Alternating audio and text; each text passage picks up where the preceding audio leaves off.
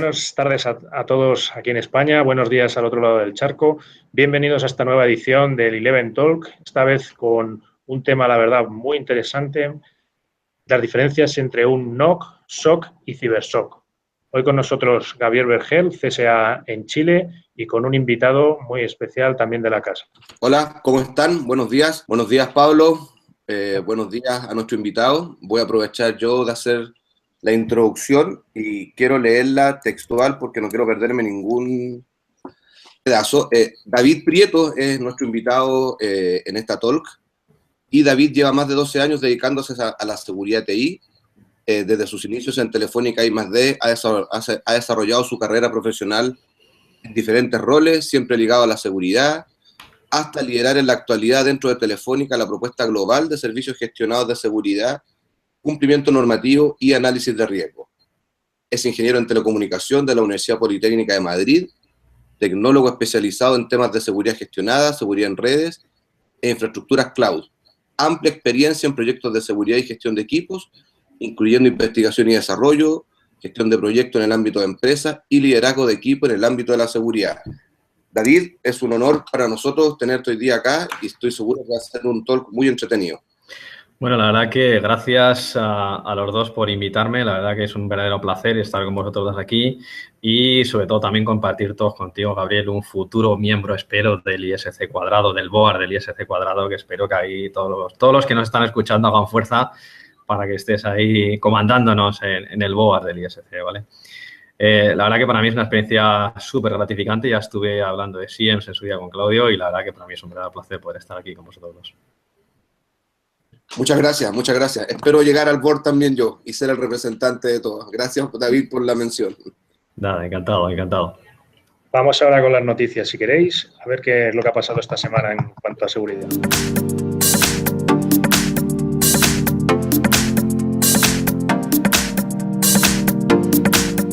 La primera noticia de la cual les quería contar tiene que ver con criptomonedas. Ustedes saben que es un tema últimamente muy de moda y del cual hemos estado hablando mucho y también en Eleven Path hemos estado haciendo varias investigaciones. Y la semana pasada hackearon una de las wallets, una de las billeteras que se llama, que es de Classic Ethereum. Y básicamente lo que hicieron fue atacar el dominio de la cartera Classic Ethereum. Y el hacker lo que hizo fue, de cierta manera, redireccionar todo el dominio principal a su propio servidor y alteró todas las transacciones. Esto obviamente no se dieron cuenta de inmediato, se dieron cuenta recién al otro día, cuando recién comenzaron a advertir a los usuarios. Y dado que no podían recuperar el dominio, no se le ocurrió mejor idea que lanzar un ataque de negación de servicio contra el sitio nuevo del hacker. Y fue la única forma en realidad que pudieron quitar al hacker de todas las transacciones que le estaban llegando. Y después obviamente tuvieron que poner el dominio en una lista negra de Cloudflare para volver al dominio original. Según lo que se estima, hubieron pérdida aproximadamente de $300.000. Y al parecer esto es como una tendencia. Lamentablemente, más de alguna plataforma de criptomoneda ha tenido que hacer un fork. Y yo diría que solo Bitcoin se mantiene inalterable. Pero yo creo que van a ser noticias que nos vamos a tener que empezar a acostumbrar y probablemente los mismos equipos de soporte y desarrollo van a tener que empezar a implementar medidas de seguridad adicionales. Brutal. Que de ataque de negación de servicio directamente contra el hermano. Espectacular.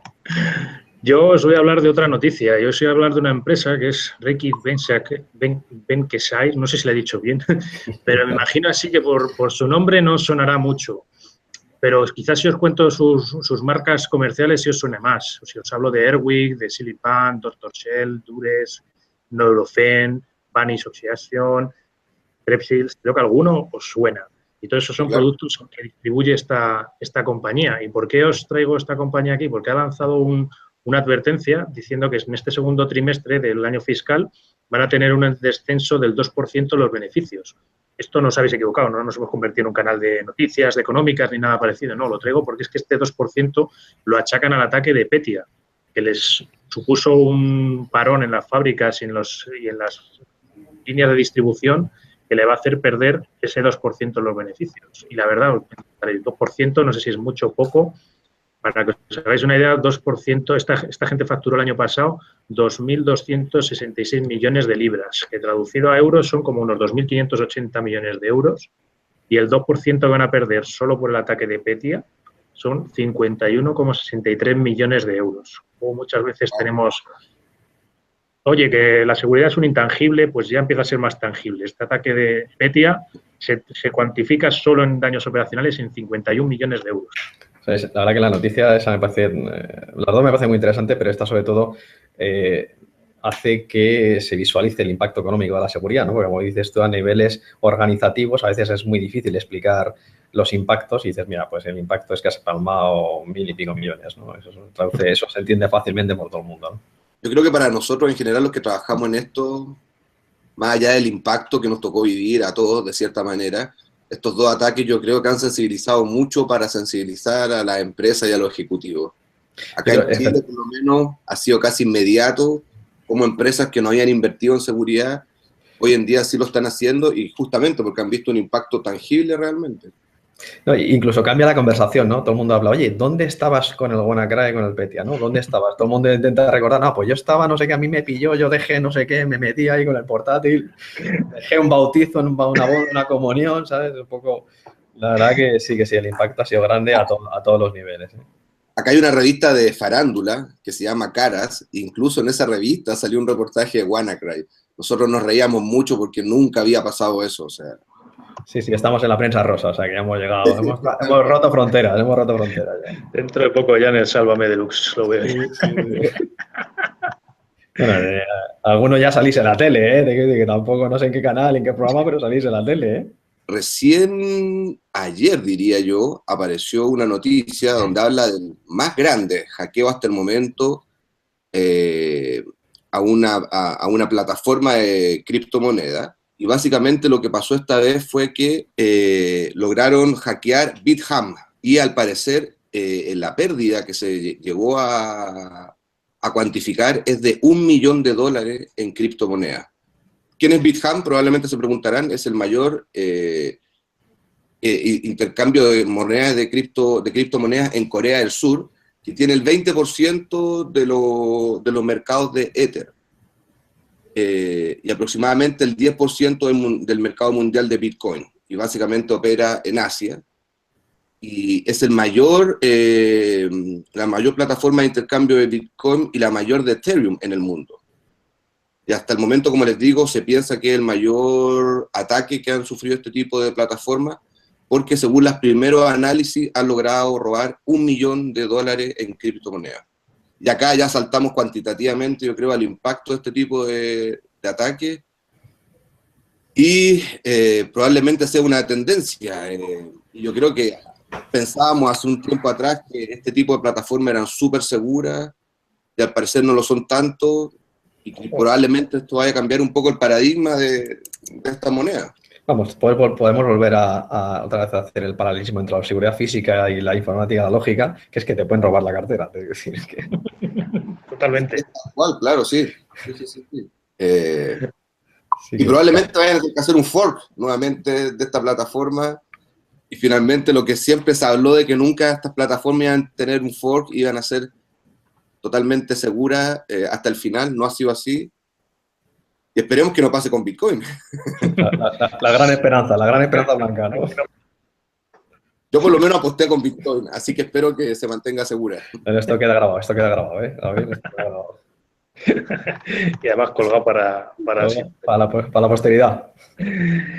Yo, por último, para cerrar, tengo una noticia que la verdad me ha llamado también bastante la atención. No es que sea tampoco muy nueva, estas cosas pasan, pero en este caso la noticia lo que decía es que había un adolescente de 18 años en Reino Unido acusado de tener un negocio de alquiler de denegación de servicio, ha sido detenido y yo creo que le van a encausar y le van a seguramente juzgar y me imagino que ponerle alguna multa de tipo económico. Estimaban que en el alquiler de denegación de servicio creo que había sacado como $385.000, una cosa así, que digo, joder, para tener 18 años yo ya me había dado para pagar la casa. Claro.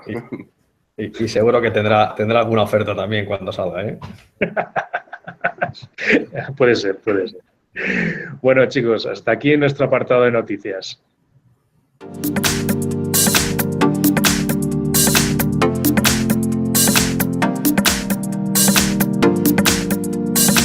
Bueno, y vamos a entrar ya propiamente dicha a la parte de entrevista con nuestro invitado, David Prieto, un compañero de Telefónica con una amplia y dilatada experiencia.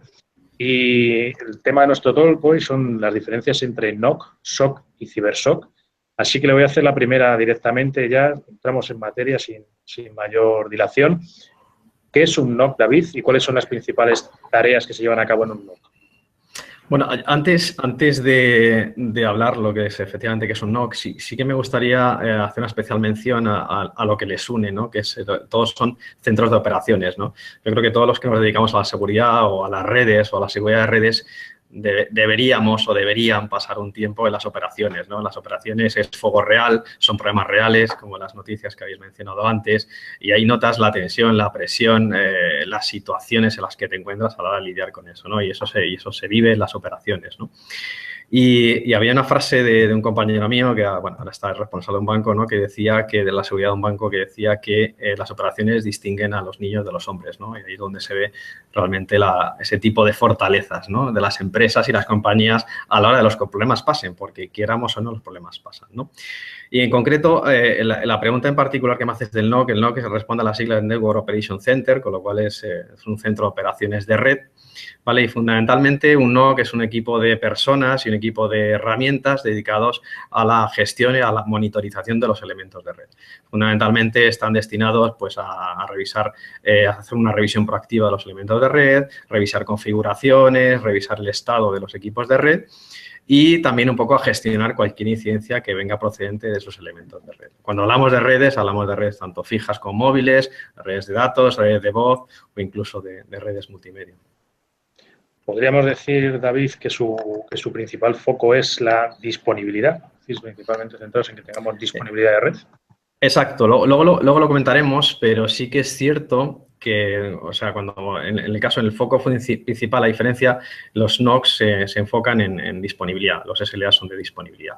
Sí que hay algunas similitudes, pero fundamentalmente la gente que trabaja en un NOC lo que quiere es que las redes estén disponibles, es decir, que las canalizaciones estén disponibles. Sin embargo, el SOC no trabaja tanto más en disponibilidad como más en respuesta, ¿no?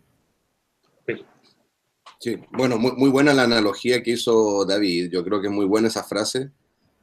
Acá no es mía, no es mía, te voy a decir que no es mía. No, pero es muy buena. Yo creo que los que trabajamos en seguridad, yo tuve la suerte de algún momento apoyar un poco a un equipo de operaciones, pero es muy interesante estar ahí y, como decimos los chilenos, estar donde las papas queman.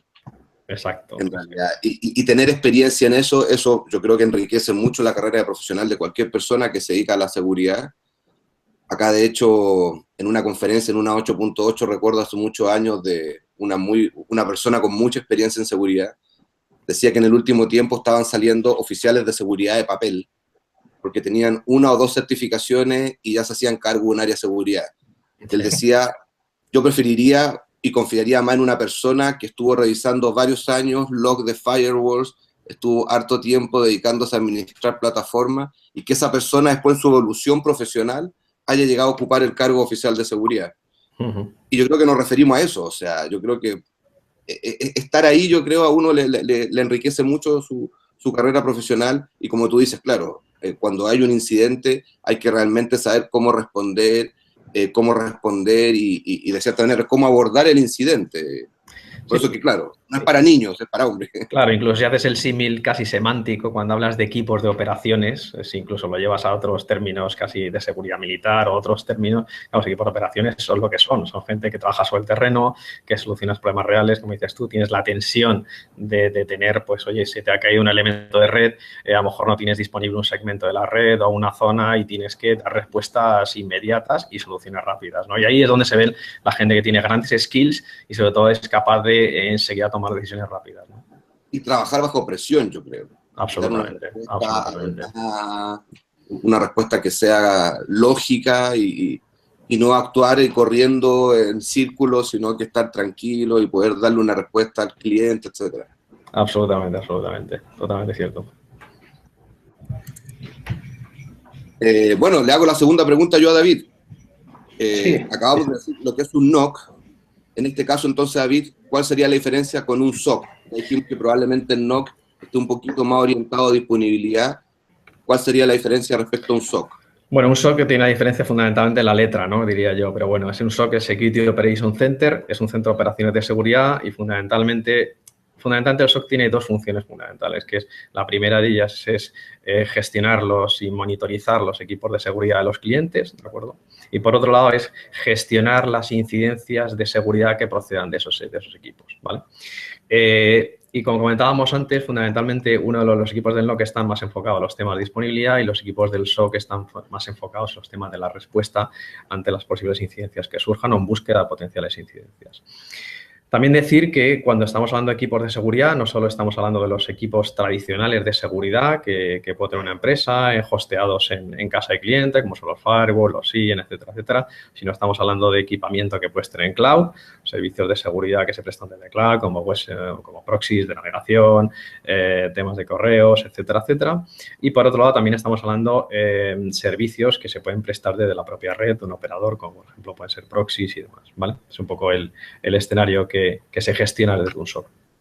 Hay una duda que a mí, bueno, siempre más de una vez me la han hecho, respecto a si un SOC solamente monitorea o también administra. Yo tengo una respuesta, pero quiero saber tu respuesta. A ver, entiendo que un SOC tiene que monitorizar y gestionar, porque al final, en función como MSSP, en una función de MSSP de proveedor de servicios de seguridad gestionada, al final un SOC tiene que gestionar esos equipos, tiene que administrar esos equipos y gestionar los incidentes que se derivan de esos equipos, ¿vale? Es un poco lo que tradicionalmente viene haciéndose un SOC, ¿no? Sí, estoy totalmente de acuerdo contigo y de hecho mi respuesta también ha sido porque muchas veces las empresas que te ofrecen estos servicios te ofrecen solo el monitoreo y algunos te ofrecen el monitoreo y administración. Mi opinión personal, yo creo, es que debiera ser, como tú dices, ambas funciones, porque de esa manera el SOC tiene mayor control tanto de la administración como de la respuesta hacia el cliente. Si yo solo tengo una parte, dependo de otra empresa o persona para que aplique un cambio, por ejemplo, si yo no tuviera la administración. Exacto. Que es un poco, a ver, si no tienes la administración de los equipos de seguridad o no conoces en profundidad la administración, es difícil dar una respuesta, ¿no? Sí que podría haber alguna otra aproximación en la que tú lo que haces es, como MSSP, bebes información de los equipos de seguridad, tanto internos como externos de la organización, y tú puedes darle una respuesta a incidentes, pero fuera de lo que es el perímetro de los equipos de seguridad que gestiona, pero eso es más complicado. Realmente un SOC lo que tiene que hacer es gestionar, aparte si identificas los foundation de un SOC, es gestionar los equipos de seguridad, sobre todo porque ahora cada vez más los equipos y la gestión de esos equipos es más complicado. Ahora ya no solo gestionas SIEM y firewall, sino empiezas a gestionar WAF, que son firewalls de aplicaciones, gestionas elementos, digamos, bastante más complejos que las empresas cada vez es más complicado para hacer, ¿no? Sí, y probablemente las empresas tampoco nunca tienen a un equipo tan especializado como lo podría tener una empresa de telecomunicaciones como Telefónica, por ejemplo, que se dedica a esto hace años y que ha logrado en el tiempo formar un equipo bastante sólido. Y es la razón, yo creo, principal por la cual las empresas finalmente terminan confiando toda su seguridad gestionada en un proveedor especializado. No sería muy complejo para ellos mantener grandes equipos de especialistas dedicados a este tema. Sí, eso por ejemplo. Yo eso también le quiero añadir, que luego también es que las mismas tecnologías también cambian. O sea, que administrar un fabricante concreto no es lo mismo que administrar otro, aunque los conceptos puedan parecer, luego las cosas no son iguales en un fabricante que en otro. Entonces, conocer el detalle de cada elemento de seguridad es muy importante y no se consigue teniendo, te puedes gastar mucho dinero en formar a tu equipo, pero luego por lo que sea cambias a otra tecnología y tienes que volver a gastarte el mismo dinero en formarles, que sin embargo un proveedor de MSSP tiene en todas las tecnologías nuevamente. Sí, absolutamente. De hecho, en línea con la noticia que mencionabas tú de ese 2% de la empresa, seguramente cuando se le llegue al board, al comité ejecutivo, ya que ha palmado el dinero, dirá, bueno, esto hay que darle una respuesta, hay que ser operativamente seguros, con lo cual seguramente irá una reflexión de esa, es decir, vamos a hacer, de hecho hay diferentes informes, alguno de Gartner bastante interesante, en el que habla del rol que cada vez más importante va ganando los MSSPs. Los MSSP y el corazón de un MSSP, que es un proveedor de servicios de seguridad gestionada, es el SOC. Los SOC a clientes, ¿no? Ok. Te voy a hacer yo ya la... Decimos pastelero a tus pasteles. Perdona, no sé si querías decir algo. Sí, lo que pasa es que en realidad, dado que nosotros hablamos de que es muy necesario tener un equipo especializado y que esté en constantemente actualización, acá existe una frase que decimos pastelero a tus pasteles. O sea, Totalmente. en realidad debería dedicarse a gestionar el negocio, estar Totalmente. preocupado cómo sacar la mayor rentabilidad y los temas de seguridad, y en este caso operación de seguridad, confiarlo en una empresa que tenga experiencia y que se dedica a esto. Totalmente de acuerdo. Absolutamente. Aparte es muy enriquecedor esta charla porque aprendes lo de seguridad y aprendes los dichos, ¿sabes? Estos dichos, me quedo este de los pasteles, me lo quedo. Aquí el zapatero a tu zapato, pero bueno, sí, me quedo con el de los pasteles que está bien. Genial. Oye, David, ya te voy a hacer la pregunta ya por el tercer elemento, que es el cibershock. ¿Qué es un cibershock y cuáles son sus funciones? Bueno, el cibershock al final es al final es un elemento también, es un centro de operaciones de seguridad o de ciberseguridad y al final al final se trata de un conjunto de herramientas y de personas que ofrecen unas capacidades avanzadas de seguridad, ¿no? ¿Qué entendemos por capacidades avanzadas? Pues estamos hablando de respuesta ante incidentes, gestión de amenazas y, bueno, servicios más de detección avanzado, ¿no? Al final, bueno, el término cibershock sí que es cierto que hay está más generalizado el uso de NOC y de SOC, sí que es el tema de cibershock. Unos hablan de SOC inteligente, otros hablan de SOC avanzado, diferentes, pero al final se trata de tienes unas capacidades básicas de SOC en el que haces una gestión, como hemos comentado antes, y luego tienes unas capacidades avanzadas en la que tienes, pues lo he dicho, respuesta ante incidentes, gestión de amenazas y otros elementos, ¿no? Sí que me gustaría, si me dejas extenderme un pelín en esta respuesta, Sí, por supuesto. Que podríamos establecer como casi 3 escalones, ¿no? En un journey de SOC, ¿no? Tenés, por un lado, el tema del SOC, bueno, más básico, que por básico no quiero decir que no sea importante, sino que son los elementos nucleares sobre lo que tienes que es construir diferentes capacidades, como son la gestión de los dispositivos, de los logs, la información, incluso un escaneo de vulnerabilidades básico, ¿no? Luego tienes el segundo nivel que podemos llamar, y este nivel de SOC básico casi tiene cierto paralelismo a lo que es un NOC, porque al final los elementos básicos de un SOC no deja de gestionar equipos o de red de seguridad como lo hace un NOC. Luego tienes un SOC más avanzado en el que ya empiezas a incorporar temas de gobierno de amenazas, gobierno de vulnerabilidades, temas de una respuesta ante incidentes básico, temas, no sé, temas de ejemplo de gobierno, riesgo, cumplimiento, etcétera, etcétera. Y luego ya podríamos pasar a un tercer nivel, que es lo que llamaríamos el cibershock, en el que tienes cosas como técnicas avanzadas de inteligencia, tienes seguridad basada en cloud, soluciones de seguridad gestionada basadas en cloud y respuesta ante incidentes avanzada, ¿no? Sería un pequeño como esos 3 escalones que casi corresponderían con las tres escenarios que hemos visto de NOC, SOC y de CyberSOC, ¿no? Podríamos decir, David, quizás que un CyberSOC también hace ciertas tareas que haría un CSIRT, un CERT. Sí. De hecho, hay algunas empresas, también depende del tamaño, del volumen, de cómo lo prestas, lo tienes a lo mejor externalizado por los perfiles y los skills que maneja un CSIRT, pero hay otros equipos, hay otros escenarios que están integrados. Sí, se podría decir, por supuesto. Sí, pero hay mucha confusión. Últimamente a mí varias veces me han hecho la pregunta porque, como tú dices, está Advanced SOC, Intelligence SOC. Sí que es cierto que si coges la literatura, exacto, si coges la literatura, el SOC y el NOC está todo el mundo lo tiene claro, ¿vale? Pero a partir de ahí, con esas capacidades, incluso por eso te decíamos un poco antes, ¿sabes? Si ya es complicado para las empresas manejar la seguridad, es que incluso es complejo manejar la nomenclatura de los nuevos elementos de seguridad que llegan, ¿sabes? Imagínate la complejidad de la que estamos hablando, ¿no? Aquí estamos hablando de Advanced SOC, de hecho cada partner pues vende su libro, ¿no? Pero al final efectivamente son capacidades avanzadas que van más allá de lo que es gestionar los dispositivos de seguridad de los clientes. Al final la información la información no está dentro de las fronteras de la empresa, el paradigma de que está ahí en la frontera pues ya no es así, las informaciones están en el cloud, están en diferentes repositorios y al final ahí los skills que tienes que manejar de las personas que tienes que manejar ya son diferentes. Y finalmente salen grupos como los temas del CSIR o también el tema de seguridad basado en Big Data o los temas de red. Todos esos temas al final requieren grupos especializados, ¿no? Sí, súper excelente. Bueno, yo te aprovecho de hacer la siguiente pregunta y es, ¿a qué área dan soporte estos distintos centros de operaciones?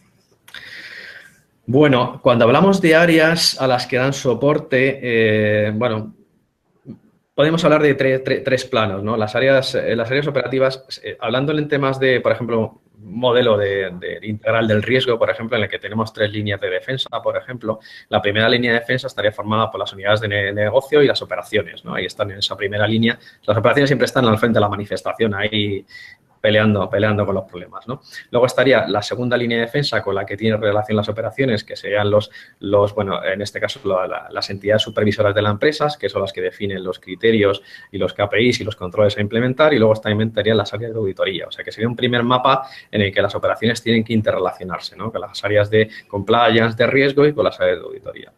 Si estamos hablando de temas prácticos del día a día, al final las operaciones van a tener relación con todas las unidades casi prácticas, permíteme la expresión del día a día, es decir, departamentos de IT, en el caso, como tú bien decías, Gabriel, en el caso de que tengas un grupo de respuesta ante incidentes separado, pues tienes que tener estrecha relación con ellos, e incluso entre ellos, ¿no? Pero con todos los departamentos de IT para gestión de, yo qué sé, de ticketing, gestión de activos, etcétera, etcétera, también, ¿no? Y en último lugar, a mí sí me gusta también, cuando hablamos de las operaciones, sí es importante que tenga una estrecha vinculación o relación con las áreas de negocio, con las áreas de marketing de producto, de tal manera que puedan enriquecer desde su perspectiva cuál es la evolución de los productos y cómo deberían mejorarse las perspectivas de cara a que las operaciones estén correctamente dimensionadas, ¿no? Con lo cual, bajo esos 3 puntos de vista, las operaciones están casi en el sistema nervioso central de lo que es la empresa, ¿no? Pero en el caso de un cliente, por ejemplo, probablemente la relación entre un proveedor de MSCP y el cliente, la relación principal se dé con su área de tecnología, ¿o no? Porque van a ser justamente los responsables probablemente del servicio. Sí, primariamente es así, efectivamente es así, pero conforme las necesidades de los clientes van creciendo, sí que es cierto, las relaciones del MSSP con la empresa van a más niveles, van a las áreas de negocio, ¿de acuerdo? Es decir, volviendo a las noticias al 2%, claro, ya no solo es que tú le digas al área técnica qué problema has tenido y qué operación has hecho para resolverla, que será estupendo, sino el cliente va a decir, vale, ahora dime cómo explico yo este 2%, qué impacto tiene en el negocio y qué esta amenaza cómo impacta en mi negocio, ¿no? Contextualízamela al negocio, etcétera, etcétera, ¿no? Y eso ya requiere, lo que hablábamos antes en los escalones, requiere pues quizá un cibershock en el que pueda contextualizar las amenazas, hacer un threat hunting, un data mining que pueda contextualizar esa información, ¿no? Con lo cual, al final, la interlocución entre MSP y la empresa ya deja no solo al área técnica, sino va quizá al área más de board, incluso a las áreas de negocio, por ejemplo, de la empresa también, ¿no? Y yo creo que eso es muy interesante y lamentablemente algunas empresas y quizás países también se han quedado un poco más en el pasado, porque a mí me ha tocado escuchar muchas veces áreas de negocio decir, bueno, ¿qué tengo que ver yo con el SOC? Hay un área de tecnología, ellos son los responsables, ¿por qué me llega a mí este reporte? Sí, no, yo también quiero romper una lanza para la gente de operaciones, que siempre la gente de operaciones se tiene una visión oscura, que siempre va a las reuniones a fastidiar y tal, ¿no? Y realmente tú lo que ves es trinchera, ves, como decía también otro compañero mío, siempre las operaciones suelen tener las llamas hasta el techo, ¿sabes? Con lo cual... Pero sí que es cierto que la gente está viendo que en el SOC y el NOC está viendo que al final esto tiene un impacto en negocio. Por eso me parece tan importante ver, porque al final en los board, tú a los board no puedes ir diciendo tiene el ticket tal, con este problema tal y pascual, ¿no? Porque eso no lo entienden. Claro, tú dices, no, tienes esta vulnerabilidad, tienes este problema y te ha impactado en tu negocio en tanto. Eso es muy difícil y sí que es cierto que está requiriendo a los MSSP y a los SOCs y a los NOC tener otros skills diferentes, pero sí que es cierto que la interlocución está saltando a esos niveles. Genial. Oye, y otra pregunta que te quería hacer es ¿qué servicios son los que principalmente se dan desde estas áreas, desde estas 3 áreas? NOC, SOC y CiberSOC. Casi que parece un juego de palabras, ¿no? Son trabalenguas. No, a ver, bueno, más o menos los hemos venido mencionando antes. En el caso de un NOC, fundamentalmente las tareas son de supervisión y administración proactiva de servicios de red, todos los temas relativos con la configuración de los equipos de red, la supervisión de los equipos y la resolución de cualquier incidente relacionado con estos equipos. Como estamos viendo, esas son las tareas principales y sobre todo están muy orientadas a disponibilidad de los equipos, ¿no? Que los SLAs que se miden son de disponibilidad. En el caso de un SOC, las 2 tareas principales son temas de administración y gestión de los dispositivos de seguridad, perdón, y de los servicios de seguridad de los clientes y todos los temas de monitorización de seguridad o gestión de los incidentes de seguridad derivados de esos equipos.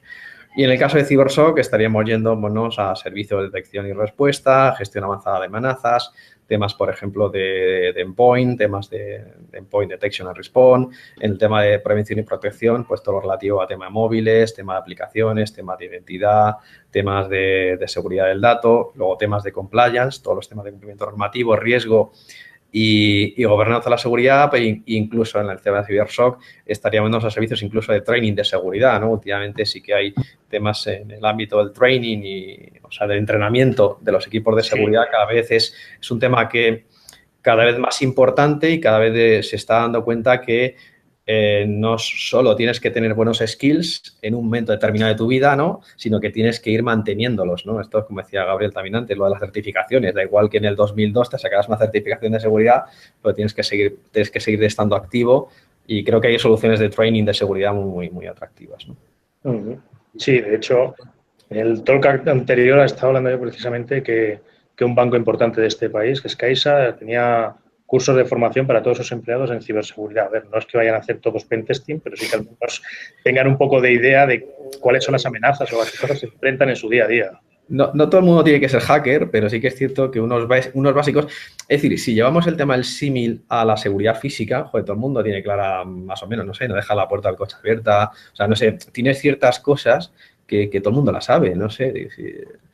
Y esas cosas también en el ámbito de la empresa también debe tener, todo el mundo tiene que tener unos ciertos basics, ¿no? Porque si no es complicado manejar. Y este tema del training, yo creo que a veces está siendo cada vez, no solo, fíjate, ahora que dices eso, no solo algunas soluciones que yo, por ejemplo, estaba viendo, no solo es el training importante de los skills, de la gente que tiene los SOC o los NOC, sino incluso training a directivos y training, como decía tú, a todos los empleados, ¿no? Sí, otro tema interesante también es que yo creo, como tú decías también, dado que ahora el SOC y el CyberSOC tiene que comunicarse también a veces con la área de negocio, probablemente se necesiten otros skills y otras habilidades blandas. Y además con todo el tema de la ingeniería social y lo fuerte que está impactando en este ámbito, probablemente también necesitemos el día de mañana de psicólogos en un SOC o de sociólogos. Absolutamente. Incluso he llegado a escuchar, el otro día escuché de un proveedor que tenía un SOC social. No me queda muy claro todavía a qué se refiere, pero probablemente se refiere a redes sociales, a monitoreo de comportamiento de personas en redes sociales y a ingeniería social, esperaría. Esto del SOC social estamos hablando de seguridad, ¿no? Porque te quiero decir, ya suena el SOC social. No, estoy hablando de seguridad. No, sí que... Nosotros hicimos bromas porque en realidad nunca habíamos escuchado el concepto. Sí, yo había escuchado todo tipo de SOC industrial, SOC no sé qué. No, totalmente de acuerdo. De hecho, yo hace ya unos años, me acuerdo de las primeras personas que entrevisté a la hora de incorporar al CyberSOC y demás, pues eran personas de perfil que no eran ingenieros de telecomunicaciones, informáticos y demás, eran periodistas, eran criminólogos, eran psicólogos, efectivamente. Porque al final... Claro, es importante de los perfiles de seguridad porque saben buscar en temas de seguridad, saben analizar un log y se empiezan a pegar. Hay gente que dices, no, es que tienes que buscar en perfiles, como decías tú, el SOC social, y claro, pues tienes que buscar, insisto, de criminólogos a psicólogos, además, ¿no? Yo creo que se está abriendo casi una vertiente de empleo para muchas de esos empleos, ¿no? Yo se iba a decir que un SOC social va a ser una conferencia de seguridad dentro de poco. Todos los de seguridad haciendo relaciones sociales. Sí, la verdad que tiene. Mira, ya tenéis para otra charla, un SOC social. Venga, vamos a hacer otra charla. Genial. Hoy, no sé si vas tú, Gaby, o voy yo, ya me he perdido. Yo voy, pero yo creo que ya hicimos la pregunta, así que bueno, esta parte Claudio la puede editar. La última, otra pregunta que teníamos, David, pero yo creo que ya lo abordamos, es básicamente cuáles eran las diferencias entre un NOC, un SOC y un CyberSOC. Y mejor, en vez de hacerte esa, que ya la tenemos más o menos claro, yo creo, es mejor saber cuáles son las sinergias que existen entre estos tres centros de operaciones. Pues mira, sinergias, podríamos empezar incluso desde los espacios físicos, ¿de acuerdo? Sí que hay que tener en cuenta que los centros de operaciones requieren unas instalaciones físicas, unas instalaciones adecuadas. No todo el mundo puede montar un centro de operaciones, sean de red o sea de seguridad o ciberseguridad, en cualquier edificio. Requiere unas estructuras físicas de seguridad física bastante adecuadas. incluso nos estaríamos viendo, por ejemplo, similitudes, por ejemplo, como el tema incluso del layout, o sea, el diagrama de las salas, el diagrama de la planta, es decir, tienes que tener tus salas de operaciones, tienes que tener tus salas de reuniones, tienes que tener las famosas salas de crisis, esa sala de crisis en las que yo creo que todo el mundo tiene que pasar unos días allí metido, allí con el cogote, alguien ahí y tal, ¿sabes? O sea, cierto que no se trata de montar una sala diáfana con mesas y sillas y dices, ya tengo un SOC, no, se trata de, incluso tienes que meter ciertos estancos, ¿no? O sea, que en eso sí que es cierto que es interesante esas similitudes. Luego también es cierto que, a ver, sí que es cierto que si pensamos desde las estructuras que tienen los centros de operaciones basadas típicamente en 3 niveles, tienes un primer nivel que es el que se encarga fundamentalmente del tema del triaje básico, del recibir las tareas de trabajo, de hacer una monitorización básica de los equipos de red o de seguridad. Sí que es cierto que hay un nivel 1 que más o menos comparten ciertas tareas, ¿no? Luego ya iríamos a un nivel 2 o nivel 3, en el que ya, bueno, pues tienes gente escalonadamente más específica en temas de seguridad de red. De hecho, unos serán gente de ingeniería de seguridad y otros ingeniería de red, ¿no?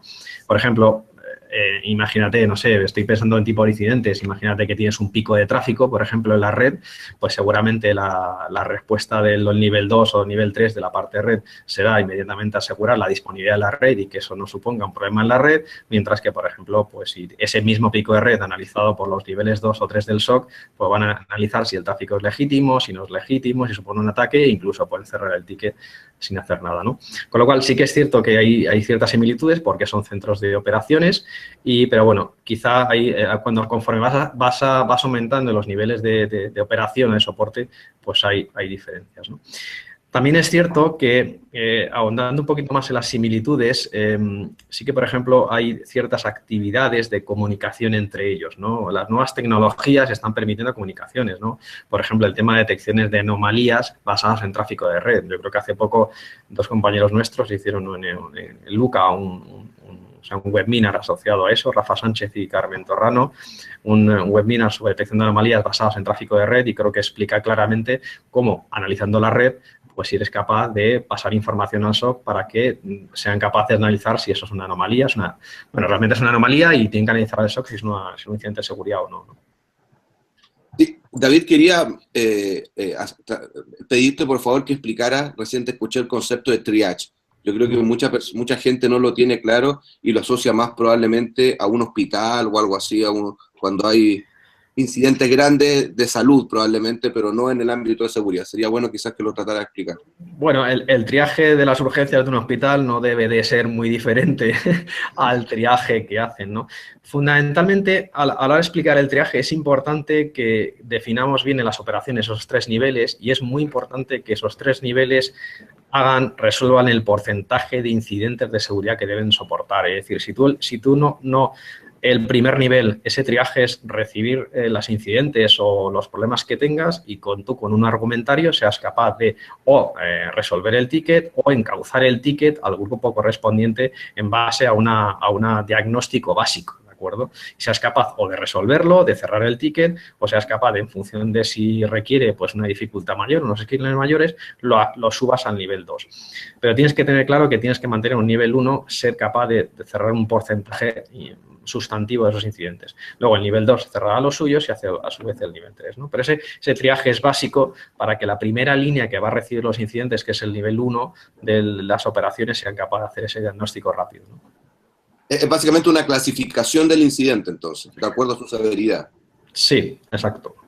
Y luego asociado habitualmente con un argumentario, ese nivel 1 debe ser capaz de, en función de esa severidad, pues si no tiene los skills o no tiene el argumentario correspondiente para resolverlo, sabe que lo tiene que pasar al nivel 2 y que el nivel 2 a su vez pues tendrá más tiempo, y de hecho la idea es que entre nivel 1 y nivel 2 hagan, pues no sé, el 80% resuelvan de los problemas y luego ese 20% que requiere unos skills muy altos suban al nivel más alto, ¿no? Clarísimo. Genial.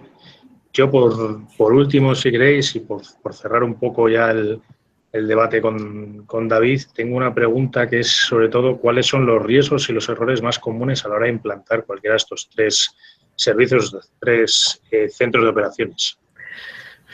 Bueno, errores, bueno, pues quizá todo proyecto, yo creo que Gabriel también ha apuntado alguno por ahí, ¿no? Es decir, al final, los centros de operaciones son centros que están metidos en el sistema nervioso central de las empresas, ¿no? Es decir, montar un SOC, por ejemplo, sin el suficiente apoyo a nivel de concienciación de la empresa, pues al final no tiene ningún sentido. Es decir, no puedes montar un centro de operaciones sin que el management de la empresa, sin que las unidades de negocio, sin que las áreas de riesgo y demás sean conscientes de lo que hay, ¿vale? El segundo punto que podríamos decir, asociado a lo anterior, es decir, los SOC, pues los centros de operaciones son costosos, es decir, hay que montarlos con presupuesto y asociado a esa concienciación que debe mantener la empresa, es importante que la empresa tenga el presupuesto o destine el presupuesto necesario para poder hacer esa inversión correspondiente, ¿no?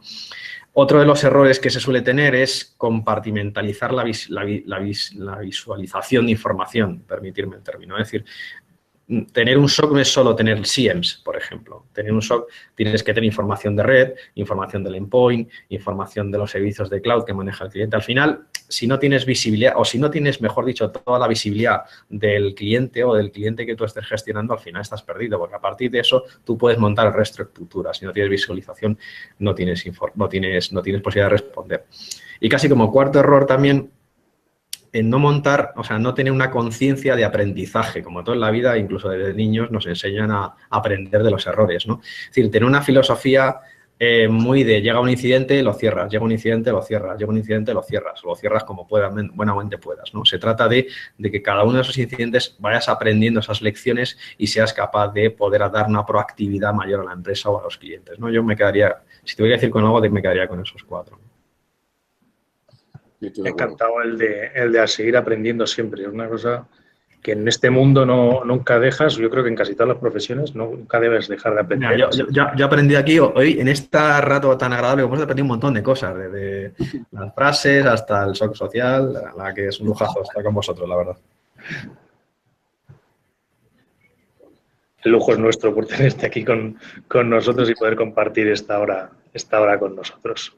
Bueno, pues hasta aquí ha sido todo por hoy con David. Muchas gracias, David, por estar con nosotros. Gracias a ti también, Gaby, por estar desde allí, desde Chile. Y vamos a pasar ahora a la parte de herramientas en la que tanto Gaby como yo os vamos a contar una herramienta en la que espero que os guste.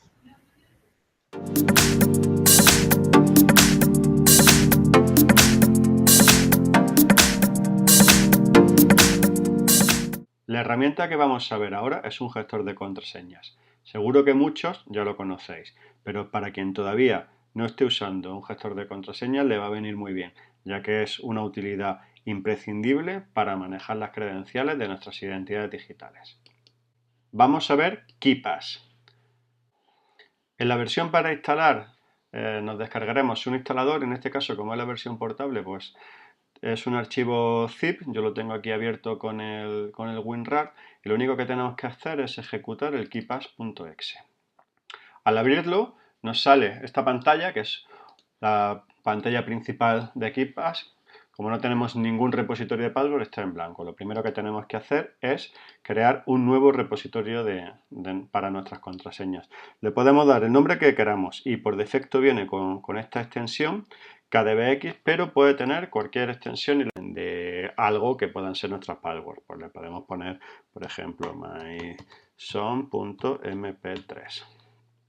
¿De acuerdo? En ese archivo, myson.mp3, es donde va a quedar almacenadas todas nuestras contraseñas.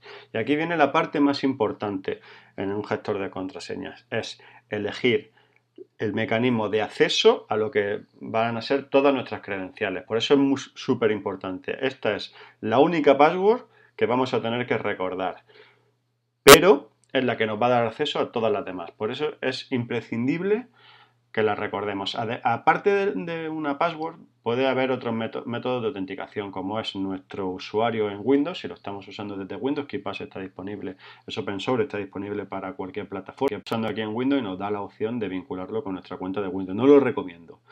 Yo recomiendo siempre que tenga una contraseña y opcionalmente puede o no tener un archivo de key. Yo muchas veces uso el archivo de key.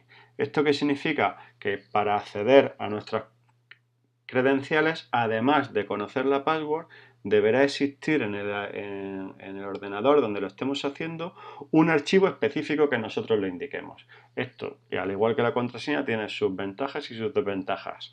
La ventaja es que aporta una mayor seguridad a que no se podrá abrir el archivo en cualquier ordenador, necesitará que también esté ese archivo de claves.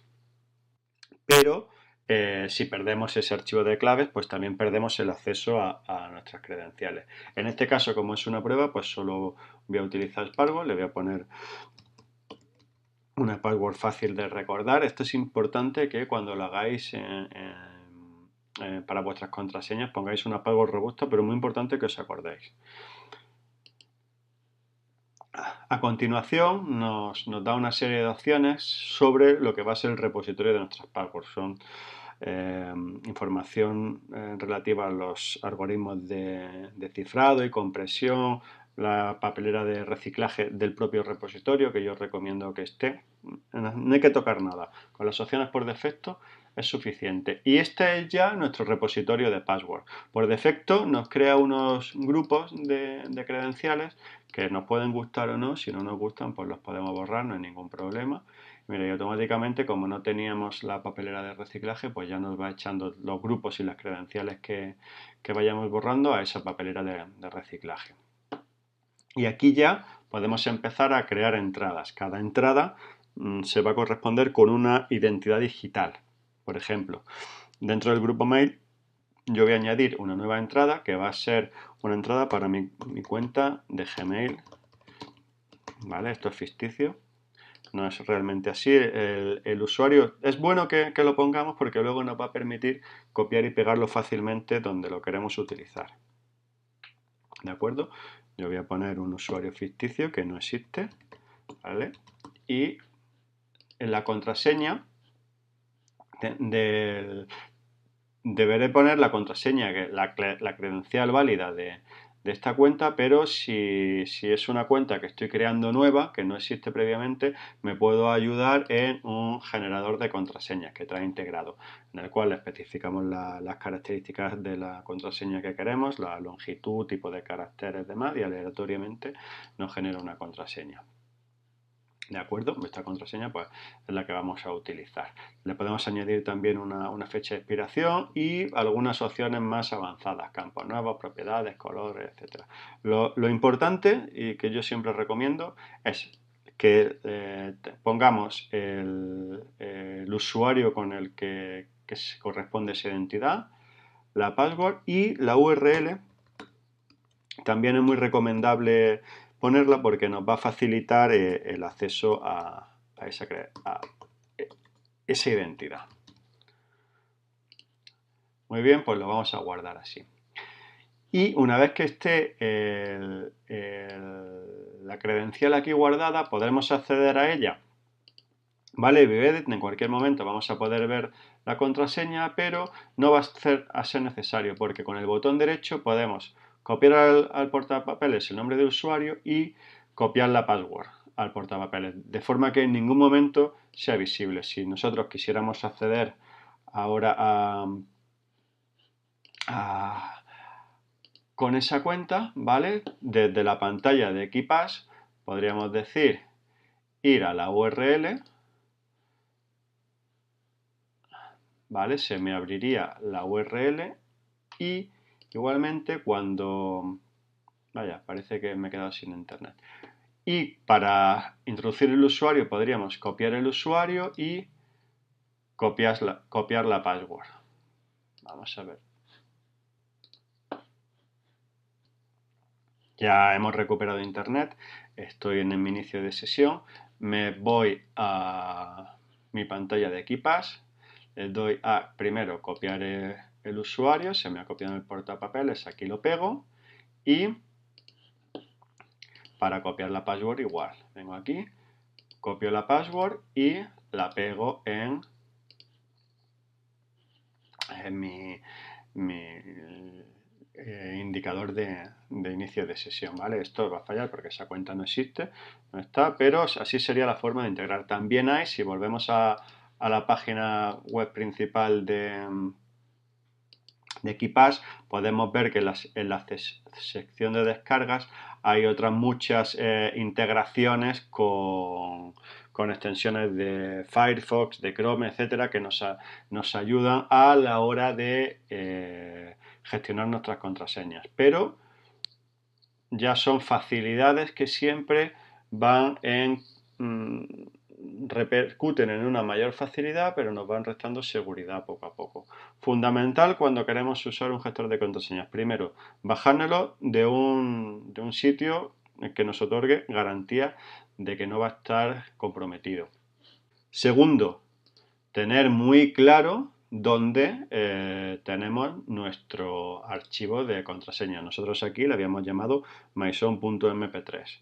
¿Vale? Fundamental, nuestras contraseñas se van a quedar en ese archivo.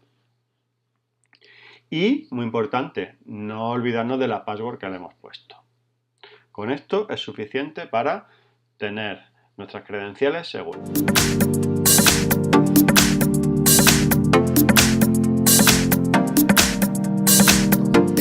Bueno, al igual como dijo Pablo, fue un talk muy interesante. Nuevamente le doy las gracias a David. Yo creo que podríamos haber seguido conversando mucho tiempo respecto a este interesantísimo tema.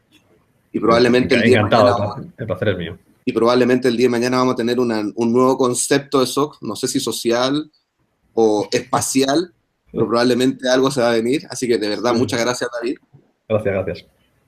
Y ustedes ya saben la dinámica, si tienen alguna pregunta la pueden hacer a través de Twitter con el hashtag 11pathtalks o también lo pueden hacer a través de nuestra comunidad en 11path. Así que desde el otro lado del charco, muchas gracias a todos, muchas gracias Pablo, muchas gracias David y nos vemos en nuestro próximo 11path Talks.